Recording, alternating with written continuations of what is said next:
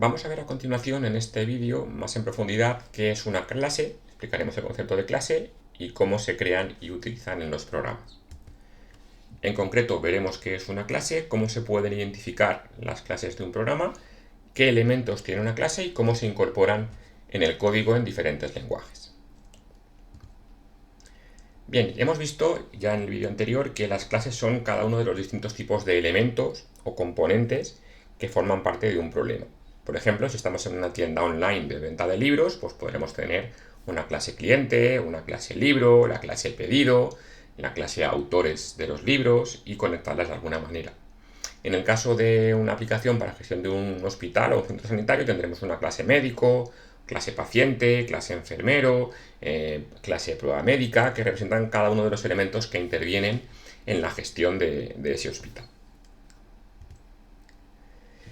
¿Qué elementos tiene una clase? Por un lado tenemos los atributos. Cada dato que es necesario o es relevante para definir una clase es un atributo de esa clase. Por ejemplo, si estamos en la tienda online de venta de libros, para la clase cliente, ¿qué datos, qué información del cliente nos puede resultar relevante? Pues el login y el password con el que entra el cliente a la web, que serían dos variables de tipo string, de tipo texto, el email de contacto del cliente, que también sería otro texto, la dirección de facturación, etcétera, etcétera.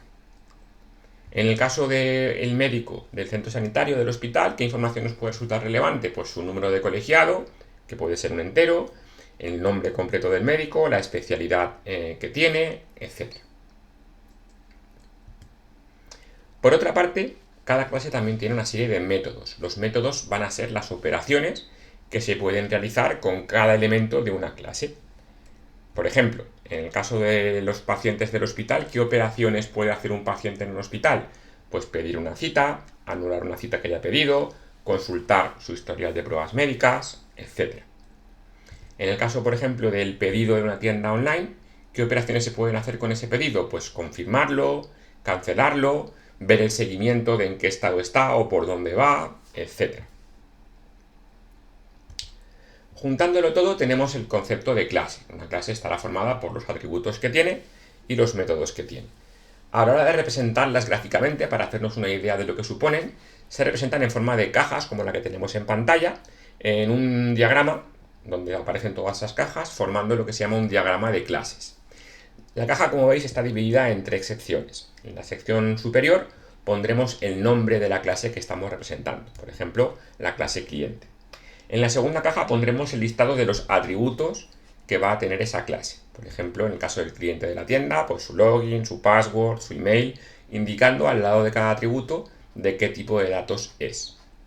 En la tercera caja, en la caja inferior, pondremos los métodos u operaciones que se pueden hacer con los elementos de esa clase. En el caso del cliente, por ejemplo, pues acceder o loguearse, ver los pedidos, etcétera, etcétera.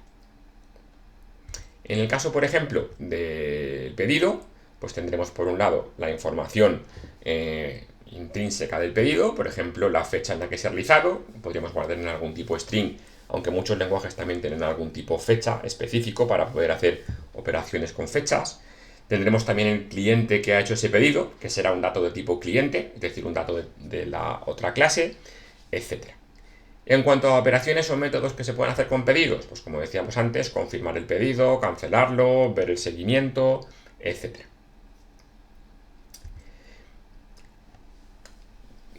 Relacionado con las clases, cada uno de los elementos que contiene, cada atributo, cada método, va a tener una visibilidad que nos va a indicar desde qué partes del código puedo acceder o puedo utilizar ese atributo, esa variable o ese método.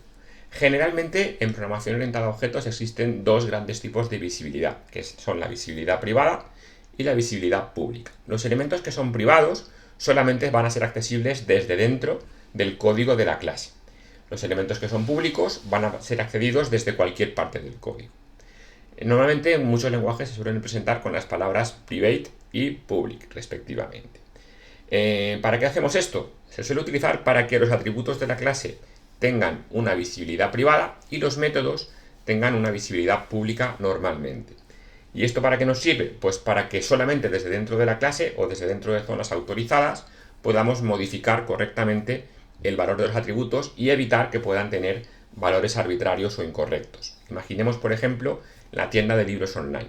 ¿Qué ocurriría si yo dejo que se pueda acceder al precio del libro desde cualquier parte del código? Pues podría ocurrir que accidentalmente en alguna función que tengamos mal implementada se le pueda asignar a un libro un precio negativo. Eso no tiene sentido. En cambio, si encapsulo, si hago que el precio del libro sea privado y solamente puedo modificarlo desde las funciones que yo tengo en la clase libro, me aseguro de que esas funciones van a ser correctas y de que el precio del libro va a tener siempre un valor adecuado. Vamos a ver cómo se definirían un ejemplo de clase en distintos lenguajes. Por ejemplo, en el caso de Java y C#, la clase cliente de nuestra tienda online podría tener una apariencia como esta. En primer lugar, después de la clase, como veis, como ya hemos visto en algún ejemplo anterior, siempre va con la palabra class, seguido del nombre que le queramos dar, en este caso cliente, y entre llaves pondremos los elementos que forman parte de esa clase. Es habitual, aunque no es obligatorio, que primero definamos todos los atributos y después pongamos todos los métodos. Los atributos, como veis, los definimos como privados, anteponemos la palabra private. Y luego indicamos la variable que estamos utilizando. La variable login es un string privado para la clase cliente, el password igual, el email, etcétera, etcétera. Y a continuación pondremos todos los métodos de esa clase. Como veis, los métodos son todos públicos, indicando el tipo de retorno y el nombre de la función. En este caso no ponemos la palabra static. El concepto de static es un concepto que se escapa un poquito de este curso porque es un concepto un poquito más avanzado, pero cuando trabajamos con clases y objetos, digamos que los objetos, los métodos de una clase en general no van a ser estáticos. Cuando trabajamos desde el punto de vista de funciones, que solo tenemos una clase con muchas funciones, pues es habitual que las funciones sean estáticas para poderlas invocar directamente sin hacer caso de la clase. Pero cuando conectamos clases entre sí o trabajamos con varias clases, generalmente, insisto, los métodos de las clases son casi todos no estáticos. Entonces pondremos el tipo de retorno y el nombre de la función. La función acceder, pues para loguearse en la tienda, la función ver pedidos para recuperar la lista o la array de los pedidos que ha hecho ese cliente, por ejemplo. En algunos lenguajes se puede omitir alguno de estos elementos de visibilidad. Por ejemplo, en el caso de C#, si no ponemos private, automáticamente C# considera que todo lo que no tenga nada es privado. Con lo cual, si no pusiéramos private aquí, pues los tres atributos serían automáticamente privados. En el caso de Java no. En el caso de Java hay una visibilidad intermedia, que tampoco vamos a comentar aquí, que es la visibilidad de paquete. Entonces, para asegurarnos de que los elementos tienen la visibilidad que nosotros queremos que tengan, es recomendable que le pongamos explícitamente el tipo de visibilidad que queremos en cada elemento, privado o público. En el caso de Python, por ejemplo, la definición de clases es un poquito diferente. Tendremos el elemento class con el nombre de la clase, 2 puntos, como es habitual en Python, y todo lo que quede tabulado hacia la derecha es propio de esa clase cliente. En el caso de las clases en Python es prácticamente obligatorio definir una función que se llama de esta manera, //init //. En el siguiente vídeo, cuando hablemos de objetos, explicaremos un poquito mejor en qué consiste. Pero esta función, como veis, recibe unos cuantos parámetros. Primero es un parámetro llamado self, que nos va a permitir guardar cosas dentro de la clase. Y luego recibiremos los parámetros, normalmente tantos parámetros como atributos tenga la clase. En este caso, pues el login, el password y el email. Internamente, la función init lo que hace es crear con la partícula self un atributo llamado login, que va a tener el valor del parámetro log, un atributo llamado password, que va a tener el valor del parámetro pass, y un atributo llamado email, que va a tener el valor del parámetro env. Entonces, a esta función le pasamos los valores que queremos que tengan los atributos, e internamente lo que hace es crear los atributos con self y el nombre que le queramos dar al atributo, y darles el valor. Luego lo demás ya son métodos como los que tenemos en el código de la izquierda, el método acceder, el método ver pedidos, que cada uno hará su función correspondiente. Aquí la particularidad está en este método init que genera los atributos.